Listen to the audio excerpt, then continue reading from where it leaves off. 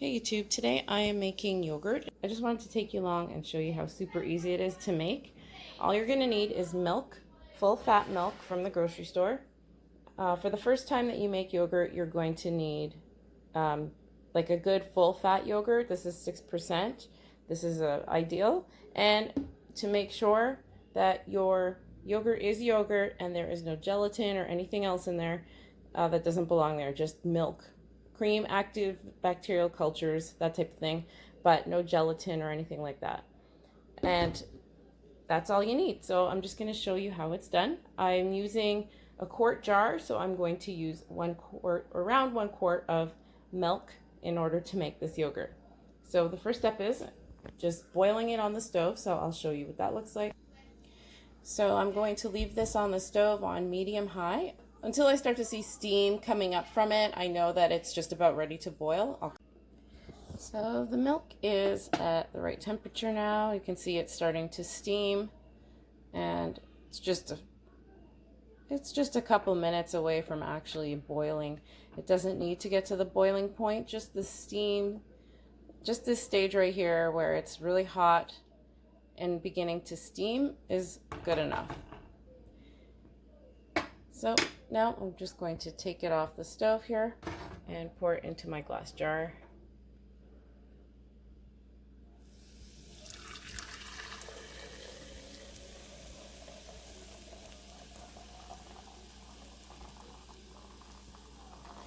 I'm going to leave just enough space to add about 3 tablespoons of yogurt to this. And I'm just going to let this sit until it cools to what they call blood temperature. So that's just where it's really warm, but not hot at all. And I'm just going to let it sit here. Another way that some people do it is just put it in ice, but I have other things to do, and I don't mind just letting it sit here until it cools down on its own. I'll be back and show you when I add the yogurt. Okay, so now the yogurt is warm and not hot, and I've added 3 tablespoons of yogurt to the milk, about internal temperature, like blood temperature. So now I've just stirred it in and added a saran wrap on top, and I'm just going to wrap it up with a few hand towels, and just to make sure that it's insulated.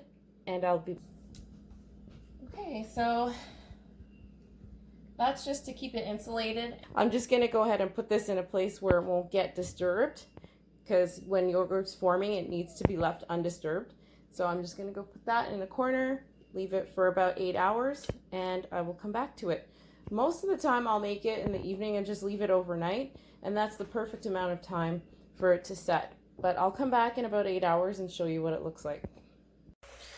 Okay, so it's the next day. I forgot, fell asleep.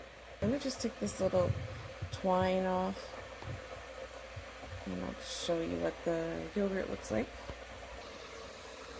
Okay. I'm shaking it, and you can see it's not moving around very much. Let me get a spoon and put it in this bowl. Show you the thickness. So you can see.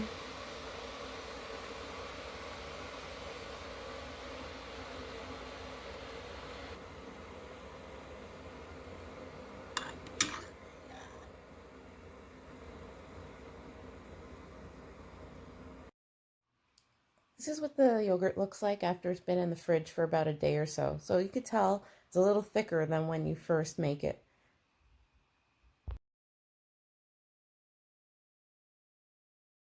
Okay, in the summer months, this can happen very easily on a kitchen counter. So there it is, yogurt. In the winter months when it's cold out on your counter, you can do the same thing by keeping it wrapped up and warm in the oven, just with the oven light on, not with heat, but just there's like, you know, a little light bulb in the oven. So you can keep it warm that way. You can also do the same thing. Oh, there's a fly in here. You can also do the same thing by putting it inside of a cooler, a small cooler, like a cooler this size or something like that. You can put it in there with some warm water. You can make this a little bit thicker by adding powdered milk. And another hack is those Rico boxes of milk. They're about 2% milk if I'm not mistaken. They've got a lot less fat in it. And in the Dominican Republic, this is like the main staple. Most people just buy the Rico milk. It's boxed milk. It's heat-treated milk. That heat-treated milk can make yogurt. The only thing you have to do differently is when you're boiling up the yogurt, you would just add a couple of tablespoons of powdered milk to it. And that will thicken it up enough in order to make yogurt. So in this case, you could make yogurt with powdered milk with regular milk, and it would allow this to thicken up so a little bit more. Some people don't like yogurt this like kind of runny. People are used to the grocery store yogurt where it's a lot thicker. So if you wanted to do that, you could add the powdered milk. But otherwise, it tastes just as great, and it is a ton cheaper. Once you have your own yogurt, you can do so many things. Like for myself, I do sometimes add fruit to it, like a banana or blueberries or whatever is available. And also, one other favorite thing I like to do is make salad dressing or dip.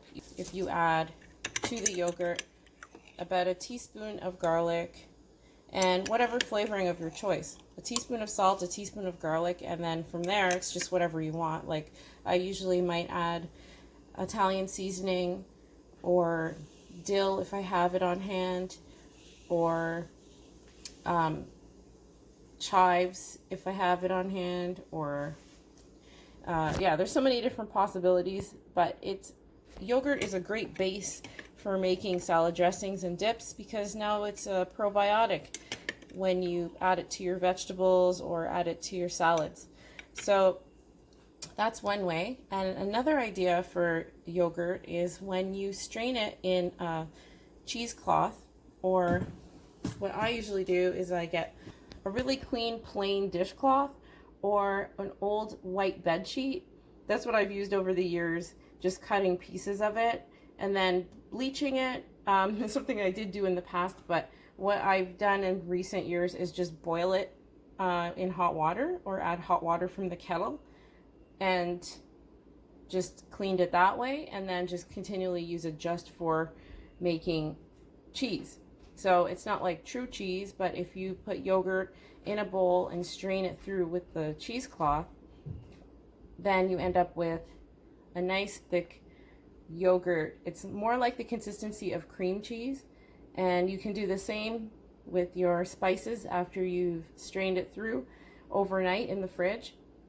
After about 8 to 24 hours, it becomes a nice thick cream cheese type texture, and it's very nice on crackers or bread, and it is a high protein snack and very tasty. So all these things you could do with yogurt. Possibilities are endless. It really makes baking so much better when you put yogurt into baking. It makes things fluffier, and so when you have your own, you can go crazy with it. You can use a lot of it and not feel like you have to be really cheap. So for my example here, I made 1 quart, which is about 1 liter of yogurt. Now this quart or liter of yogurt at the store is pretty close to $5 now. Keep in mind, I'm in New Brunswick. In Ontario, I could find it for about $4, and the best I could find it on sale for was just about $3, just under $3. And I'm in Canada, so that's another thing too. But I do know for a fact that it is very simple to make yogurt, and it is much cheaper to make it yourself. I have, out of my 4-liter jug or gallon jug of milk, I made the 1 liter of milk, and that breaks down to just about $2. So that makes it that's $2.12 for 1 quart or 1 liter's worth of yogurt. You cannot buy that for that price in my area. That's either in Ontario and definitely not in New Brunswick.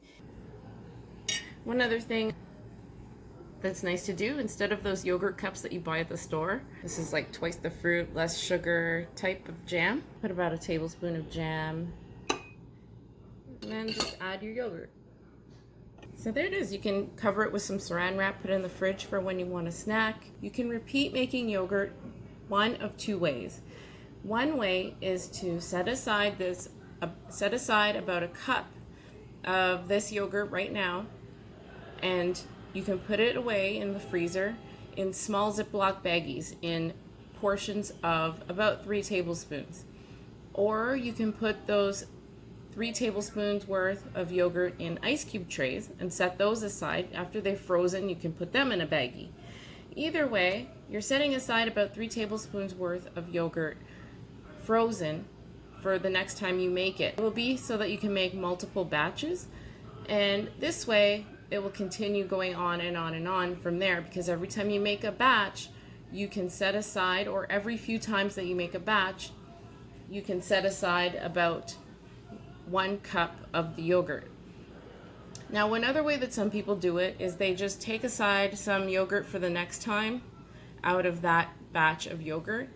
And it's kind of hard to explain, but it will decrease in its strength if you do it that way. If you take 3 tablespoons of this yogurt and then use it for the next batch, and then this batch that you have, you take 3 tablespoons of that one and make it for the next one. It will work. It will continue on and on, but at some point around, I would say maybe 10-15 times later, it might start to weaken, and it might not be able to make yogurt as strong or as thick as what it used to be. And so that's what happens if you just continue on with the same batch. So the better way to make it is the first method, where you take this strength of yogurt right now is at its strongest, so you're going to take 1 full cup out of it and set it aside, so that all of the batches that you take out of this are going to be just as strong, and so on and so forth, if that makes sense.